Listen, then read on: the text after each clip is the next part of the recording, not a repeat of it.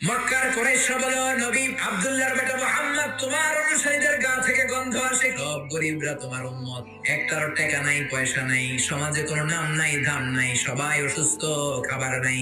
আমরা মক্কার ধনী মানুষ, আমরা ওদের সাথে ওয়াজ শুনবো না। মক্কার ধনী লোকদেরকে নিয়ে তুমি যদি একটা ডেট করো, ওই ডেটে আমরা সবাই বসবো। কোনো গরিব সাহাবা, দুর্গন্ধওয়ালা সাহাবা, কালো সাহাবা আসতে পারবে? রহমতের নবী, দয়ার নবী, মায়ের নবী ভাবলেন, ধনীদেরকে নিয়ে যদি একটা ডেট দেই, এই ডেটের কারণে যদি কালিমা পড়ে ধনী কুরাইশ গুলো মুসলমান হয়, জাহান্নামের আগুন থেকে অনেকগুলো কুরাইশ লোক বেঁচে যাবে, ঠিক কিনা? এই চিন্তা করে গরিব সাহাবীদেরকে বললেন, খবরদার ওই দিন আসবা না, ওই দিন আমার ঘরে কেউ ঢুকবা না। ও বেলাল, তোমার গায়ের রং কালো, তুমিও ঢুকবা না। যাদের ভালো জামা নেই কেউ আসবা না। আজকে দিনটা ধনীদের দিন। কাদের দিন? ধনীদেরকে ওয়াজ করবো, ধনীদেরকে বিশ্বনবী ওয়াজ করতে লাগলেন। ইন দ্য মিন টাইম এক অন্ধ সাহাবা এই নোটিশ শুনে নাই। আব্দুল্লাহ ইবনে উম্মে মাকতুম, অন্ধ সাহাবী, হুট করে ওই ধনীদের মিটিং